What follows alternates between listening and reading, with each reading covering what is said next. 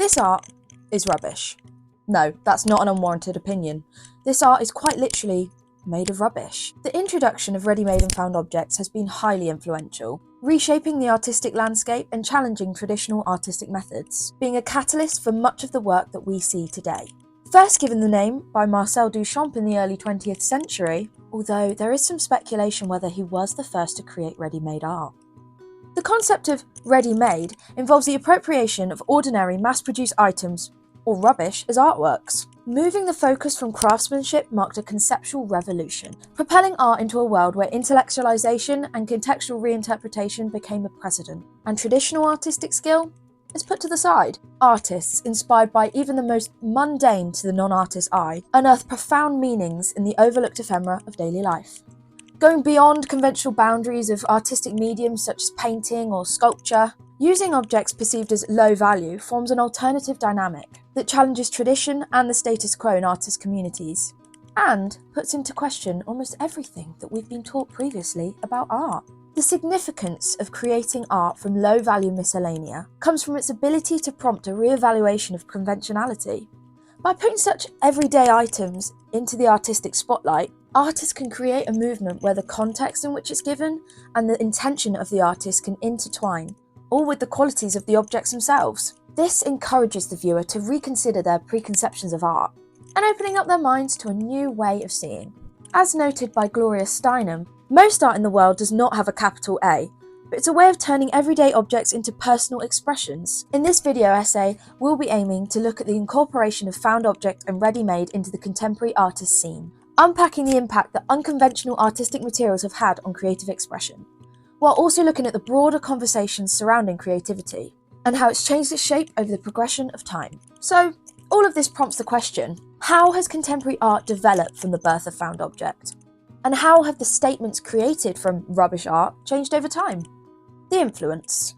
Alongside challenging traditional methods used in arts practice and introducing the idea of conceptual emphasis, there are a few more key factors that contributed to its ability to revolutionise. Number 1. The democratization of art. By incorporating ordinary, everyday objects, these movements democratize art, metaphorically breaking into art institutions and esteemed museums, challenging how we determine the value of art. Joseph Beuys, an art theorist who used his studies in humanism and sociology within his found object, declared that every man is an artist. Explained further in 1973, he explained his thinking behind the phrase. Only art is capable of dismantling the repressive effects of a senile social system that continues to totter along the death line, to dismantle in order to bring a social organism as a work of art. They broke down the barriers between high and low culture, causing debate in the exclusive culture of the art world. Anyone, regardless of traditional artistic training, could engage with and understand the conceptual underpinnings of ready-made and found object art, making it accessible to all. Number 2. Questioning authorship and originality. Found objects in ready-made called into question the authorship and originality of art. Duchamp's ready-made, in particular, raised issues on the actual role of an artist, as he often selected existing objects rather than creating something entirely new. This challenged the image of the romanticised, genius, solitary artist, suggesting instead that being an artist who creates art could be whittled down to someone who has a thought or a concept about something, and that is still as, if not more, creative than his craft-based counterparts. Number 3. Expanding the definitions of art. These movements expanded the definition of art, past traditional mediums like painting or sculpture. Extensive use of found objects was made by Dada, Surrealist and pop artists, and by later artists such as Carl Andre, Tony Cragg, Bill Woodrow, Damien Hirst, Sarah Lucas and Michael Landy, among many others. Incorporating everyday objects into artistic expression broadened the scope of what could be considered as art, paving a way for a more inclusive and diverse range of artistic practices. This opened the floodgates for movements such as Dada to really take a hold of the artistic scene, while validating many creative concepts that weren't really considered in an artistic light before. Essentially, ready-made and found object was deemed as revolutionary because it went against every single norm of the time, inciting a conceptual re-evaluation of art itself, and contributed to a landslide-like shift that still impacts contemporary practices that we see today. It taunted the parameters of potential, and in doing so, opened new avenues for expression. The artistic statement. Found objects, chance creations, ready-mades abolish the separation between art and life. The commonplace is miraculous if rightly seen. The concept of ready-made and found object became a symbol of critique. The beginning of this movement can be traced back to Marcel Duchamp's groundbreaking gesture, with his iconic yet baffling work, The Fountain, from 1917. By presenting a literal urinal as artwork, Duchamp challenged all types of skill-based artwork and elevated the conceptual aspect of art, while upholding a tone which could be seen as mocking towards the entire artistic community in which he was placed. Duchamp's intention wasn't just to provoke shock, it was a deliberate attempt to question the very essence of art, creating a radical shift in artistic philosophy along the way. He was quoted saying, "I force myself to contradict myself in order to avoid conforming to my own taste." You could say his work appeared to have the intention of causing mass existential crisis amongst artists at the time. The use of found objects showed a harsh disconnect between the artist's manual labour as the primary source of their value. The lesser-seen conceptual dimension of art became the forefront of making, prompting deep thought into the aspect of intentionality in the creative process. At its core, Duchamp's found object, or ready-made, was an active rebellion against what was seen as the art object. It basically challenged every bit of artistic merit that had been previously tied to an artist's technical skills. In an almost sudden opening of the creative chasm, the world became a vast canvas of artistic potential, with the artists becoming its curators. Their new roles being to select objects and recontextualise and reevaluate their meanings. Slightly further along the timeline, around 1919 onwards, artists like Kurt Schwitters, known for his outgoing assemblages using discarded materials, and Robert Rauschenberg, being one of the first to incorporate everyday materials into his combines, further expanded the narrative that Duchamp had started. Schwitters was noted to say, "Inspiration, it just comes to me." This is in relation to how he sees an object and incorporates it within his art, not making the creativity, letting the creativity come to him through the materials he collects. Their works went beyond the classic canvas, incorporating the debris of modern life into a dialogue with the viewer, enabling a connection with the audience via a perspective that hadn't been fully explored at that point: the transformation. Transforming found object and ready-made from a purely artistic movement into more of a social statement shows evolution in both artistic intent and the relevance of societal context. To begin with, the use of rubbish in art emerged as a radical concept to move away from artistic methods, while challenging the preconceptions of both artist and viewer alike. Over time, artists have harnessed the nuances and all of their artistic and conceptual capabilities to engage with broader social, environmental, and cultural issues. This conceptual development was through many movements. Artists associated with European Dada took up the torch from 1916 through to the 1920s. Later, in the 50s, the artist Armand embedded money, garbage, and entire cars inside his sculptural works. Later in the century, the artists associated with Surrealism, including André Breton, emphasised the act of the artist's choosing of an object. The 60s saw the Duchampian ready-made extend into the world of commercial goods with the age of pop. Artists like Marisol Escobar at the same time incorporated objects of bottles of Coke, other consumer items directly into their works. Italian prankster conceptual artist Piero Manzoni famously challenged the idea of the ready-made in 1961 when he made the artist shit. Excuse my French, or in this case, Italian. In many ways, the ready-made is the direct ancestor of all conceptual art that followed, in that it allowed artists to consider and refine the crafting and presentation of an idea, rather than focusing on material means. If we fast forward to the contemporary art scene, we see that found object, ready-made, and all the concepts that have been created from them have become powerful tools for social commentary, developing from the experimentations from artistic predecessors to highlight pressing current issues. The social statement.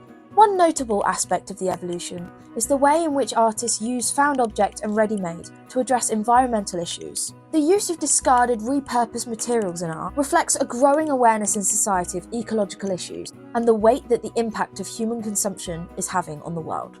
Artists draw attention to waste and environmental destruction, transforming discarded items into symbols of sustainability and resourcefulness. In doing so, not only do they create aesthetically compelling pieces, but also contribute to the broader conversations about our relationship with the environment.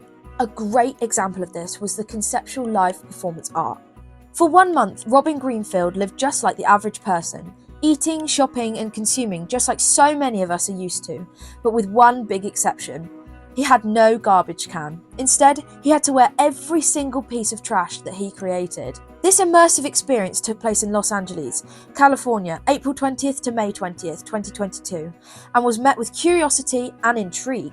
Robin's powerful visual, showing the truth behind our consumerism, served as a wake-up call for millions. His activism catalysed critical thinking and self-reflection with every step he took on the streets of LA. So, by using mass-produced everyday objects, artists are able to critique consumer culture, commodification of art, and the influence of commercialism in today's society. This challenges viewers to reconsider the value previously assigned to objects within the consumer-driven society that we live in, questioning the absolute foundations of the concept of materialism. In the current day, the average person is consumed by media covering these topics. Thus, it's trickled down into the art that we see and create too.